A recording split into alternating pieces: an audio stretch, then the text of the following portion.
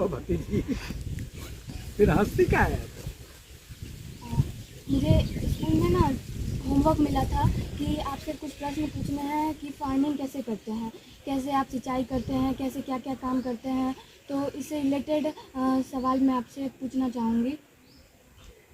मैं जवाब दूंगा, देने के लिए उपस्थित हूँ। तब मैं पहला सवाल ये है कि आप खेती करते हैं, तो आप किस तरीके की खेती करते हैं? मिक्स फार्मिंग करते हैं, ट्रेडिशनल करते हैं या मॉडर्न करते हैं? Mix farming मतलब मिक्स फार्मिंग करते हैं।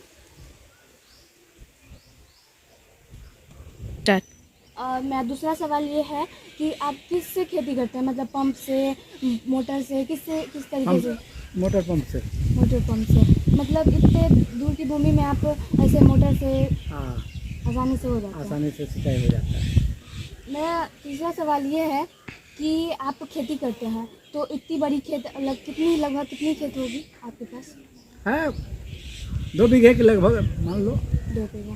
तो आपके पास 2 बीघा खेत है, तो आपको अकेले ये तो कर नहीं पाते होंगे, तो उसके लिए मजदूर रखते हैं। मजदूर हायर करते हैं। हाँ, तो उन्हें कितना इनकम देते होंगे? वो उनको पर मजदूर 250 से 300 रुपये देते हैं 300। ये फिक्स्ड हर बार? लगभग। अब मेरा अगला सवाल ये है कि आपको खेती करने के लिए बहुत सारी चीज़ों का ज़रूरत पड़ता होगा, जैसे मशीन्स का, फर्टिलाइजर्स, ये सभी चीज़ों का ज़रूरत पड़ता होगा। तो आप ये सभी सामान लाते कहाँ से हैं? फर्टिलाइजर के जितने भी बीज हैं या खाद हैं या और केमिकल हैं, वो सभी दुकान से उपलब्ध कराते हैं, दुकान से लाते हैं। सर आपको तो अगर पता ही होगा कि हार्मफुल होता है ये केमिकल सब, फिर भी आप लोग यूज करते हैं, क्यों?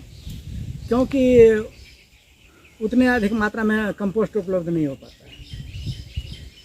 तो इससे तो खेत को नुकसान भी हो सकता है। उससे सीमित मात्रा में उपयोग करते हैं। आप मैन्योर का भी उपयोग करते हैं? मैन्योर का भी करते हैं। साल में आप कितने फसल उगाते होंगे? साल में 3-4 फसल उगा लेते हैं। ये सही है, क्योंकि 3-4 फसल उगाने से जितने भी न्यूट्रिएंट्स हैं सब वो ज़मीन के अंदर आ जाते हैं। जो अलग अलग तरीके के फसल होते हैं तो वो भी अगर उगाते हैं ये, तो ज़मीन में अगर बहुत अलग अलग तरीके के दाल उगाते हैं तो प्रोटीन का जितनी भी ज़रूरत होती है पौधे को या नीचे ज़मीनों को, उनको मिल जाती है। तो ये सही भी है कि मिक्स फार्मिंग आप करते हैं। एक साल में आप कितने फसल उगाते हैं लगभग? एक साल में बोले ना, एक साल में 3-4 फसल उगा लेते हैं। खरीफ सीजन, खरीफ क्रॉप? खरीफ क्रॉप में केवल धान, पैडी, राइस के लिए, और आलू भी उगाते होंगे? वो तो रबी क्रॉप में हुआ। आलू रबी क्रॉप में, आलू हुआ, मक्का हुआ।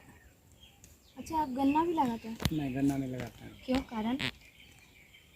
गन्ना के लिए मेरे पास अतिरिक्त ज़मीन नहीं होने के कारण नहीं लगाते हैं। अगर मान लीजिए आपने खेती पूरे खेत में खेती की और ज़्यादा से ज़्यादा उपज हुआ, तो आप अपने ज़रूरत के हिसाब से रख लिए, उसके बाद जो बचा उसका क्या करते हैं? उसको बेच देते हैं। जमा रखते हैं, बेच देते हैं? बेच देता है। काका, आपको हरित क्रांति के बारे में तो पता ही होगा, ग्रीन रिवॉल्यूशन। एकदम है पता। तो इसमें स्वामी MS स्वामीनाथन ने 1960 में इसको लाया था कि वीट का प्रोडक्शन बढ़ सके। आप तो इसमें जानते हैं कि हाई यील्डिंग वैरायटी के सीड्स यूज किया जाता है इसमें। तो इसमें ये सीड्स जो हैं बहुत ज़्यादा पानी लेते हैं, पानी को अब्जॉर्ब करते हैं, पानी लेते हैं।